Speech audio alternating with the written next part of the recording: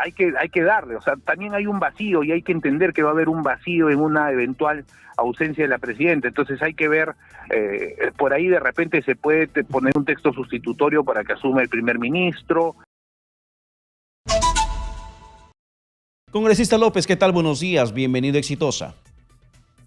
Buenos días, un saludo Exitosa y por intermedio de su señal a todo el país. Muchas gracias por la oportunidad, para lo que usted disponga. La Constitución no regula este aspecto, hay un vacío y podría generarse un vacío de poder ante la ausencia de Dina Boluarte del país si es que necesita salir del Perú para un tema de representación o un tema de Asamblea de Naciones Unidas o lo que podría convenir en el proceso del tiempo. ¿Esto es necesario inmediatamente regular, tratándose, pese, congresista López, de un gobierno de transición? Mire, yo considero que en estos momentos hay problemas muchísimo más urgentes de los que resolver. Por ejemplo, en el Valle del Mantaro, de donde yo provengo, hay un grave problema sobre la seguridad alimentaria, donde las políticas públicas deben de ser dirigidas, desde mi punto de vista, directamente desde los altos cargos que tiene el país en este caso. Luego hay los problemas sociales que se están dando, así como los problemas económicos que necesitan una atención urgente al respecto. Ahora, no entiendo, no tengo conocimiento de por qué la presidenta Dina Boluarte está planteando eso en este momento. Supongo que querrá salir del país en algún momento y eso lo que considero en este caso es inoportuno. Ahora, si nos vamos ya por el tema legal, sí, pues efectivamente, ¿qué pasa ante una eventualidad de ausencia del presidente? El país no puede estar un solo minuto sin presidente o sin un encargado. Entonces, por ahí podría deslizarse la posibilidad de que asuma el presidente del Congreso, pero también acá vendría una primera diferencia. El Congreso, ¿cuál es su objetivo? ¿Cuál es su finalidad? Legislar, representar a la población y fiscalizar. Entonces estaría contraponiendo de alguna manera con el tema del Ejecutivo, porque es a quien fiscaliza. Para usted este proyecto, porque tendría que ser un proyecto de reforma constitucional, congresista López, por eso este proyecto termina quebrando la separación de poderes, porque tendrías a un presidente del Congreso que al mismo tiempo podría ocupar la presidencia del país ante la ausencia de la titular. Mire, si es que la decisión va a radicar en que solo va a ser un tema de representación, podría tener una línea de análisis por lo menos, ¿no? Pero hay que analizarlo bien, o sea, a mí me parece un poco, yo voy a estar en la Comisión de Constitución hoy a las 7, la celeridad con que se ha planteado este tema, cuando particularmente yo no lo veo urgente.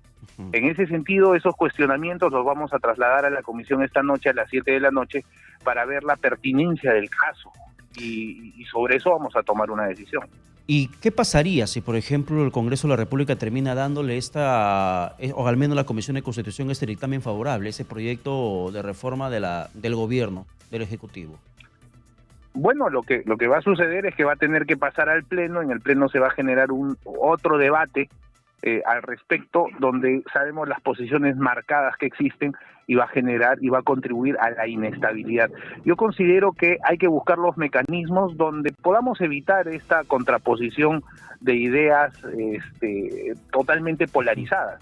Y hay que darle, o sea, también hay un vacío y hay que entender que va a haber un vacío en una eventual ausencia de la presidenta. Entonces hay que ver, por ahí de repente se puede poner un texto sustitutorio para que asuma el primer ministro. Ahora, el cuestionamiento también dice que el primer ministro no es una persona elegida por voto popular. Hay que ver cuál es la pertinencia, hay que ver los antecedentes, ¿no? En el gobierno de Valentín Paniagua, en el año 2000, hubo un gobierno de transición. Entonces hay que recoger ahí los antecedentes y de esa manera tomar una decisión que no convulsione al país, al contrario, que pueda hacer que la gente se sienta tranquila de que en ausencia de la presidenta alguien, de acuerdo a la ley, va a asumir por lo menos en el tema de representación, ¿no? Justamente mi siguiente pregunta iba en ese sentido, congresista López. Si es que esta acción del Ejecutivo, porque el proyecto, recordemos, parte de Palacio de Gobierno, le manda al Congreso, la Comisión de Constitución en tiempo récord convoca a sesión para que puedan debatir la posibilidad de esta figura, de que el presidente del Parlamento reemplace a la presidenta del país ante la ausencia de esta en cuanto salga del Perú a un tema de representación oficial. Sin embargo, ¿esto considera usted que mina mucho más la legitimidad del gobierno de Dina Boluarte, tomándolo como un acto prioritario por encima de soluciones importantes que el país necesita en estos momentos? Había un poeta, Campoamor, que decía: todo depende del cristal con que se mire. En realidad, considero que los actores políticos, la ciudadanía, debemos de ver el tema de acuerdo a la implicancia que tenga este tema. O sea, si es eminentemente urgente que la presidenta salga por un tema de urgencia, que en este momento yo particularmente no lo veo, tiene que ir dándose. Y eso es lo que tenemos que consultar o debatir en la Comisión de Constitución esta tarde. Ya, a ver, pero congresista López, en la justificación, sí, a ver, para que la gente vaya viendo también esa posibilidad y de repente dándole o no la razón a Palacio de Gobierno, en la justificación, una Asamblea General de Naciones Unidas es determinante, importante, impostergable que participe quien está al frente de un país. En esos casos yo considero que sí, o sea, tendría que asistir el presidente, el que dirige un país. Toda vez que en este tipo de eventos se detallan, por ejemplo, algunas relaciones internacionales a futuro. Entonces, ojo que no se está gobernando solamente para un año y medio, se tiene por lo menos que sentar las bases para que quienes asuman el gobierno posteriormente a las elecciones puedan tener una base, ¿no? Y no empiecen desde cero. Entonces, por eso hay que analizar este punto de vista, pero considero tampoco que no debemos de satanizar ni cuestionar por cuestionar todo este tema. Sí, pues, hay temas urgentes que debemos de poner en el debate, como ya le expliqué en el ejemplo, en el tema de la agricultura. Por ejemplo, pues, Lima va a tener desabastecimiento si es que no se hace algo ahorita en los temas de la sierra para el tema de la agricultura. Entonces eso va a afectar directamente a la canasta familiar y a los precios que consumen la capital y otras partes del país muy importantes. Entonces yo considero que definitivamente este debate tiene que darse con las consideraciones necesarias y sobre todo las que ayuden a resolver problemas y que no hagan problemas, al contrario. Claro, y a ver, dentro de la urgencia que mandó el gobierno este proyecto de ley para un tema de representación internacional, para que sea el presidente del Congreso quien ocupe el cargo de presidente de manera temporal, ¿también había una prontitud en algún proyecto de reforma constitucional para el tema electoral de 2024? Mire, ¿Ha mandado algo Palacio de Gobierno? No ha mandado nada, pero ya en el Congreso nosotros hemos estado debatiendo desde hace tiempo, por ejemplo, la renovación por mitades, la renovación por tercios, el tema de la bicameralidad, el tema de la reelección de las autoridades, ¿no? Entonces, esos debates se ha pedido que se haga un cronograma. Es más, yo he presentado junto a otros legisladores para que la Comisión de Constitución sesione de manera permanente todo este mes y de esa manera poder entregarle al país reformas para que haya una mejor representación del país, para que de acá a 2 años y medio usted, señor periodista, no le esté preguntando al nuevo congresista que entre: señor, ¿usted votaría por un adelanto de elecciones? ¿No? O que se vayan todos. Y que se repite el círculo vicioso. Claro, por eso, congresista López, le estaba preguntando, sin la urgencia que vio Palacio de Gobierno, sin ánimo de satanizar, sino un poco equilibrando las cosas y viendo cuál es la urgencia de esos proyectos que está presentando. Es cierto, la presidenta mandó un proyecto también para que se pueda recortar gestión, gobierno y se vayan para 2024. El Congreso finalmente ya lo terminó dando el pase al respecto.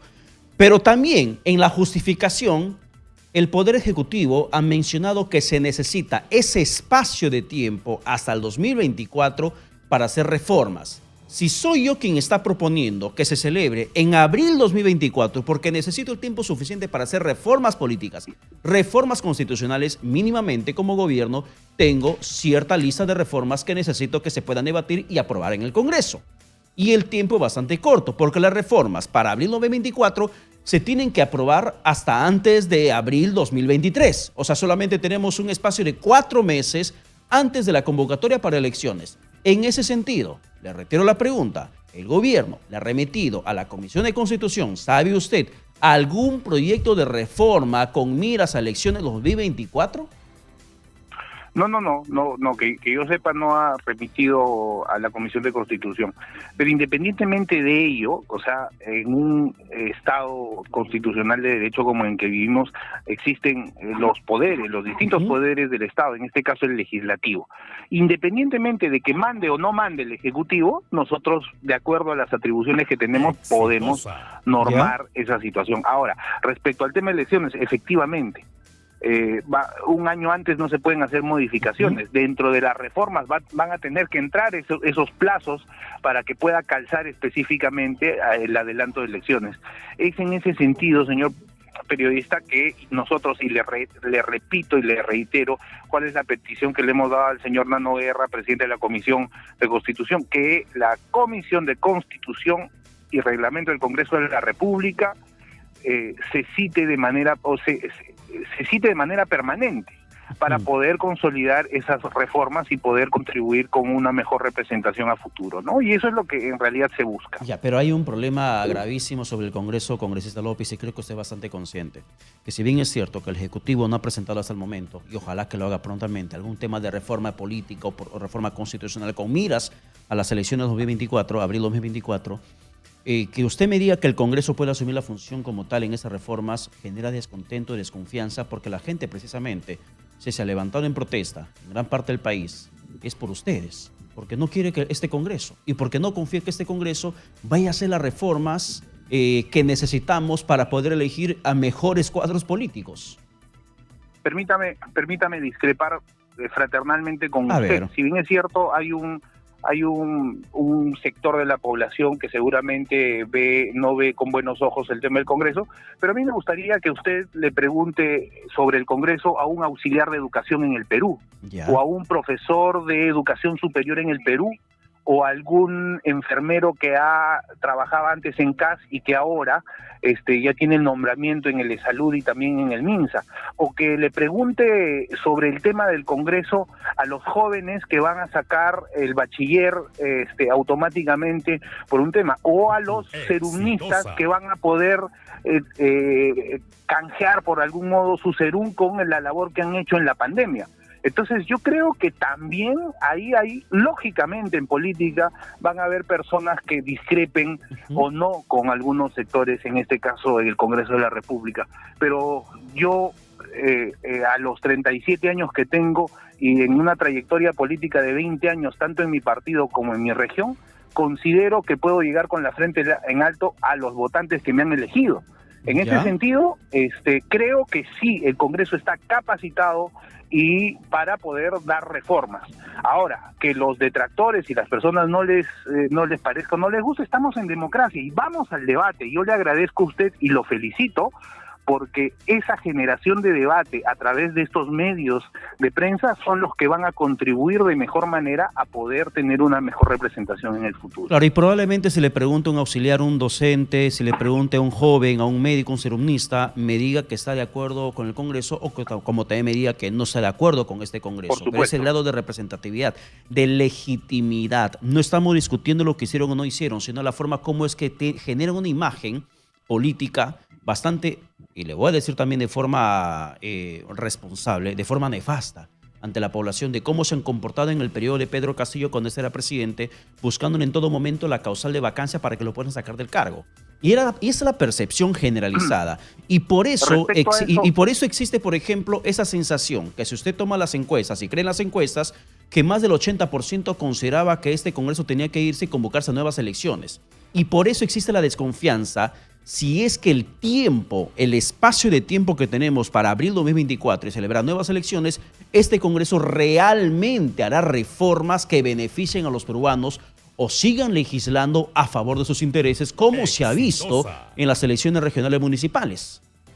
Sí, respecto a ese tema, tiene usted razón. Había un grupo extremo que al inicio del gobierno del expresidente Castillo ha generado estas mociones de vacancia. Particularmente yo y Acción Popular, a los 3 meses no le podíamos dar la vacancia, de ninguna manera. Pero posteriormente le hemos dado la confianza al gabinete Bellido, al gabinete Vázquez, al gabinete Torres, para que ellos puedan implementar las políticas públicas y poder solucionar los grandes problemas que tenga el país. Pero que ha venido luego de 1 año y medio estos problemas de corrupción, estos problemas de la falta de atención. Le voy a dar un solo ejemplo. En el Congreso de la República hemos aprobado la ley para que las cajas municipales puedan otorgar tarjetas de crédito. Y hemos roto el monopolio que tenían con 5 bancos en el Perú. ¿Y quién observó la ley? Pedro Castillo. Entonces, yo creo que hay una distorsión de lo que ha estado sucediendo en el tema político. Efectivamente y coherentemente, a un inicio no se podía dar esa vacancia porque no era subsistente, no habían suficientes elementos de juicio. Ahora, pero posteriormente sí. Ahora, la responsabilidad, señor periodista, recae en los legisladores, y yo asumo la responsabilidad de mis decisiones y siempre las voy a asumir. Por eso le digo que vengo a mi región y salgo a la calle, y cuando alguien me pregunta y me cuestiona, yo le respondo ese cuestionamiento porque considero que ese es el respeto que se debe tener a la ciudadanía. ¿Y qué podría responder al cuestionamiento que el Congreso de la República termina blindando, termina retrasando procesos gravísimos en contra de algunos congresistas? Wilmer Herrera, por ejemplo, está prófugo de la justicia, pero entendemos que aún mantiene la curul. No ha juramentado su sucesor. Freddy Díaz, el 7 de enero podría estar regresando al Congreso de la República por la puerta principal. Y esto porque hasta el momento la Comisión Permanente y el Pleno del Congreso no debate ya su desafuero, pese a que ha pasado casi los 120 días de las suspensiones del 7 de septiembre. Esas son prioridades también que permitiría al Congreso curarse en salud frente a la opinión pública, pero que no lo está haciendo, congresista López. Definitivamente hay una responsabilidad que tiene que asumir la mesa directiva respecto a los casos que usted ha mencionado. En ese sentido, hay que también decirlo, ¿no? Yo también le felicito, y nuevamente lo felicito a usted, porque nosotros ya nos hemos pronunciado en el Congreso y se van a tener que ver y dar esos casos urgentemente. También, pero a la par también tenemos que ver el tema de las reformas. Estimado señor periodista, mire, en la Constitución, cuando se aprueban las normas, hay una primera votación. Y luego también hay una segunda votación. Esta segunda votación sirve para que esa primera votación sea reflexionada, pueda haber un análisis un poco más profundo de lo que se aprobó, pero no está cumpliendo su fin desde hace mucho tiempo, porque si ustedes ven las sesiones de pleno, los presidentes de comisiones dicen: con la misma asistencia, por favor, señor presidente, exonere de la segunda votación. Entonces, ese tipo de legislación debemos de ir mejorando y corrigiendo. Eso es lo que debemos de ir viendo a futuro. Sí, pues, está bien que hayan los debates, los cuestionamientos, pero también tenemos que ver puntos donde nos podamos unir, tanto los sectores del Congreso como con la ciudadanía, y también otros medios que ayudan a que la población esté informada, como los medios de comunicación. Bien, congresista López, muchas gracias por la comunicación alcanzada. Que tenga usted buenos días.